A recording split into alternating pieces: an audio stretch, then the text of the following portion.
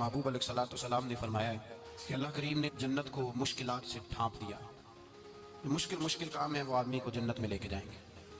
اور جہنم کو اللہ تعالیٰ نے خواہشات سے ڈھانپ دیا، جن چیزوں میں نفس کو لذت حاصل ہوتی ہے اور انسان کی خواہشات تکمیل پذیر ہوتی ہیں، وہ دوزخیوں کے کام ہیں. بخاری مسلم میں لفظ ہیں حجبت النار بالشہوات وحجبت الجنت بالمکارہ او کما قال صلی اللہ علیہ وسلم. تکلیف انسان کے ساتھ رہتی ہے، اس کا روپ بدلتا ہے، عنوان بدلتا ہے، لیکن پس منظر تکلیف کا ہمیشہ رہتا ہی ہے. انسان کے دکھوں کے نام بدلتے ہیں.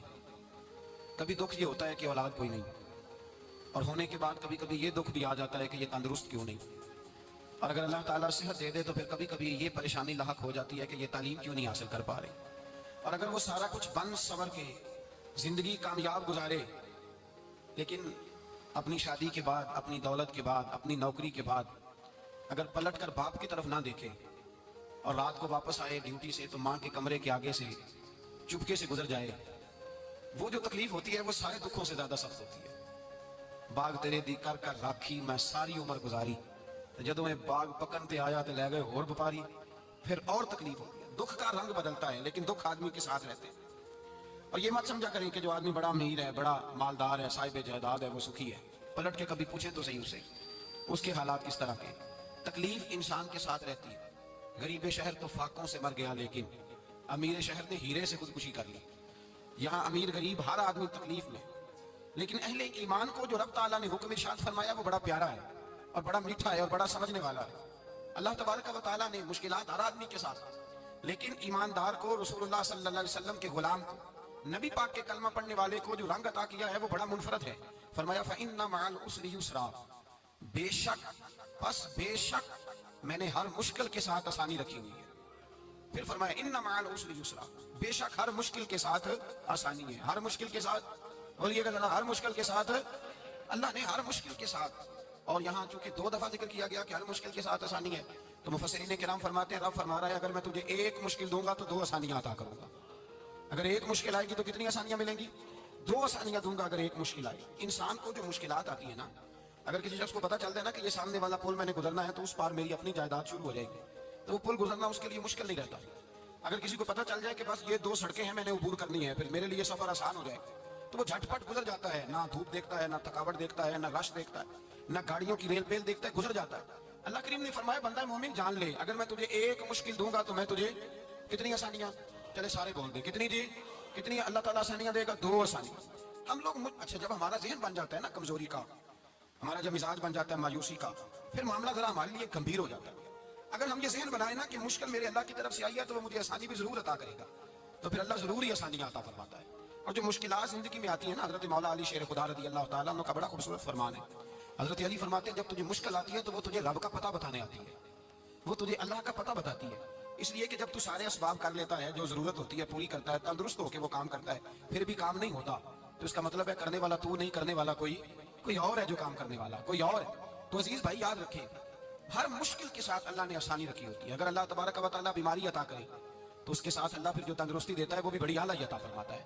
اگر اللہ کبھی غربت دے تو پھر اس کے بعد جو اللہ تعالیٰ آسانی دیتا ہے وہ بھی بڑی اعلیٰ عطا فرماتا ہے.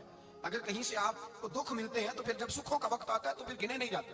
یاد رکھ مشکلات کے پہلو میں آسانیاں ہوتی ہیں، اور جس آدمی کو مشکل آتی نہیں، میرے نبی کریم سید عالم صلی اللہ علیہ وسلم نے فرمایا مومن کو جو مشکل بھی آتی ہے اللہ اس کی برکت سے اس کے گناہوں کو معاف فرما دیتا ہے. اللہ اس کی برکت سے اس کے گناہوں کو معاف کرتا ہے. یہاں تک کہ حضور نے فرمایا میرے مومن کو کانٹا بھی چبھے تو اللہ تعالیٰ اس کی مشکل کو آسان فرما دیتا ہے. عقل مند لوگ عقل والے ہوتے ہیں، سیانے بندے وہ بات کرتے ہیں تو سیانی کر جاتے ہیں. اب قرآن مجید میں مختلف آیات ہیں تو مختلف لوگ مختلف آیات کو پڑھتے ہیں. کسی نے مولا علی شیر خدا سے پوچھا حضرت قرآن پاک کی سب سے اعلیٰ آیت کون سی ہے؟ سب سے قرآن مجید میں ہر لفظ ہی اعلیٰ ہے، ہر حرف ہی، ہر لفظ ہی. کیا بات ہے، ذالک الکتاب لا ریب فیہ، ہر بات اعلیٰ. لیکن حضرت علی سے پوچھا کہ آپ کے نزدیک کون سی آیت اعلیٰ ہے؟ تو ذرا غور کرنا، شیر کی بات تو شیروں جیسی. مولا علی فرمانے لگے قرآن مجید میں اللہ فرماتا ہے وما اصابکم من مصیبت فبما کسبت ایدیکم، فرمایا تمہیں دنیا میں جو بھی مصیبت آتی ہے تمہارے ہاتھوں کے کرتوتوں کی وجہ سے آتی ہے. وَيَعْفُو عَنْ كَثِيرٍ، بہت ساری تمہیں معاف کر دیتا ہوں. تو حضرت علی کہنے لگے یہ سب سے اعلیٰ آیت ہے میری نظر میں. لوگ کہنے لگے حضور ہم تو سمجھے تھے کہ شفاعت والی آیت کو آپ اعلیٰ کہیں گے، یا جو اللہ کہتا ہے لا تقنطوا من رحمت اللہ اس کو آپ اعلیٰ کہیں گے، تو آپ اس آیت کو اعلیٰ کہہ رہے ہیں کہ تمہیں جو تکلیف آتی ہے تمہاری اپنے ہاتھ کی کمائی کے سبب سے آتی ہے، اس کو آپ اعلیٰ کہہ رہے ہیں. تو حضرت علی رضی اللہ تعالیٰ عنہ فرمانے لگے میرے بھائیو ذرا غور کر کے اس آیت کو پڑھو. رب فرماتے ہیں تم جو غلط حرکت کرتے ہو اس کی سزا دنیا میں تمہیں کسی مشکل میں ڈال دیتا ہوں اور بہت ساری ویسے ہی معاف کر دیتا ہوں. فرمایا رب کہہ رہا ہے میں تمہیں دنیا میں مشکل میں ڈال کے معاف کرتا ہوں. آپ فرمانے لگے میرا رب ایک جرم کی سزا 2 دفعہ نہیں دے گا, جسے دنیا میں سزا دے گا پھر قیامت میں بے حساب ہی معافی عطا فرمائے گا. پھر قیامت کے دن اللہ اسے دوبارہ سزا, یہ اس کے قانون رحمت کے خلاف ہے. یہ غور سے بات سن, یہ اس کے قانون رحمت کے خلاف ہے کہ اللہ تبارک و تعالیٰ 2 دفعہ سزا دے. تو اگر اس نے دنیا میں سزا دے لی تو اس کا مطلب ہے قیامت میں دوبارہ سزا. تو یہ سب سے اعلیٰ ہے. مصطفیٰ کریم علیہ السلام نے فرمایا مومن کو کانٹا بھی چبھتا ہے نا, کانٹا بھی. 2 بزرگ بیٹھے تھے, ایک حضرت احمد رحمت اللہ علیہ اور ایک حضرت شرف الدین منیری رحمت اللہ علیہ. تو حضرت شرف الدین منیری کہنے لگے کہ دوست اصل میں وہ ہوتا ہے جو دوست کی طرف سے آنے والی تکلیف پر صبر کرے. جو اللہ کی طرف سے آنے والی تکلیف پہ صبر کرے وہ اللہ کا محبوب ہوتا ہے. تو حضرت احمد فرمانے لگے نہیں مجھے تیری بات کی سمجھ کوئی نہیں آئی. صبر کرے وہ اللہ کا دوست ہے, مصیبت پہ صبر کرے. تو کہا جناب پھر اگر نہیں سمجھ آئی تو آپ بتا دیں اللہ کا دوست کون ہے. تو آپ فرمانے لگے جو محبوب کی طرف سے آنے والی مصیبت کو اس کا تحفہ سمجھ کے قبول کرے وہ اصل دوست ہوتا ہے. اس کا تحفہ سمجھ کے قبول کرے, اپنے رب کا تحفہ سمجھے, مالک کا تحفہ سمجھے کہ اس نے مجھے تحفہ دیا ہے, مجھے کسی مشکل میں ڈالا ہے. تو رب کریم بلا مثال و بلا تشبیہ سمجھانے کے لیے اللہ جب کسی کو مشکل میں ڈالتا ہے, کافروں کو تو اس نے موجیں کرائی ہوئی ہے, بڑی بڑی سہولتیں دی ہوئی ہے, مشکل میں ڈب بھی ڈالتا ہے, اپنے نیک بندوں کو ڈالتا ہے. نمرود اور فرعون کے پیروں میں کانٹا بھی نہیں چبھتا, ان کو تکلیف نہیں آتی. تکلیف کسے آتی تھی؟ اللہ کے نیک بندوں کو تکلیف آتی تھی. حضرت رابعہ بصریہ جب تک زندہ رہی تب تک بیمار رہی. جس دن طبیعت ٹھیک ہوتی تو کہتی اے اللہ تو کہیں مجھ سے ناراض تو نہیں ہو گیا, تو کہیں ناراض تو نہیں مولا جب تو مجھے تکلیف دیتا ہے تو میں رو کے تیری عبادت کرتی, جب مجھے دکھ ہوتے ہیں تو میں سجدے میں تڑپتی, اور خدا بندہ اب تو میں سکھی ہوں, موج میں ہوں, مجھے رونا ہی نہیں آ رہا. تو خدا بندہ تو کہیں ناراض تو نہیں ہو گیا مجھ سے. دکھ تو اچھے ہوتے ہیں, دکھ تو پیارے ہوتے ہیں, اور دکھوں کے بعد جو اللہ آسانی دیتا ہے اس آسانی کا پھر کیا ہی کہنا. اس حضرت ایوب علی نبینا علیہ الصلوۃ والسلام بیمار رہے, 60 سال اللہ نے تندرستی دی.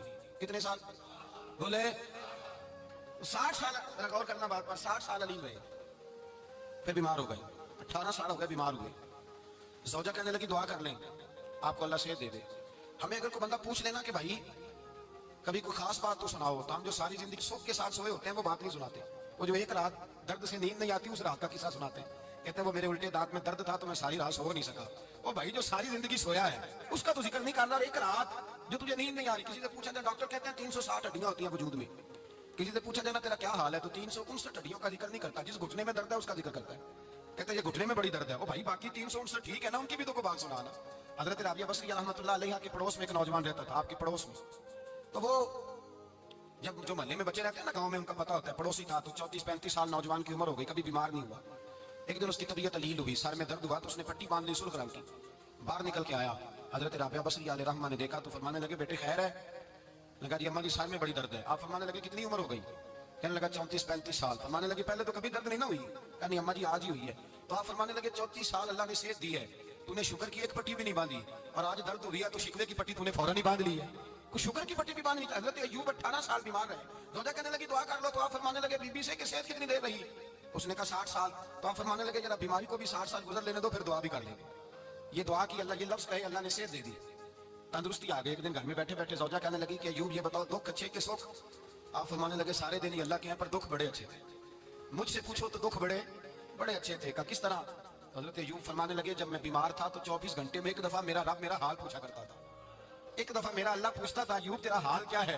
فرماتے ہیں 12 گھنٹے تو لذت ہی رہتی تھی کہ میرے رب نے میرا حال پوچھ لیا, اور اگلے 12 گھنٹے میں انتظار کرتا تھا مالک حال دوبارہ کب پوچھے گا. فرمانے لگے اب صحت تو ہو گئی ہے پر اب میرا رب میرا حال تو نہیں نہ پوچھتا. بھائی مشکلات جو ہوتی ہیں وہ تو تجھے سجا دیتی ہیں, سوار دیتی ہیں. تجھے یاد آتا ہے کوئی اپنا, جب تجھے درد ہوتی ہے نا, تکلیف ہوتی ہے, پھر تیرا دل کرتا ہے کوئی کندھا ملے جہاں میں سر رکھ کے رہوں.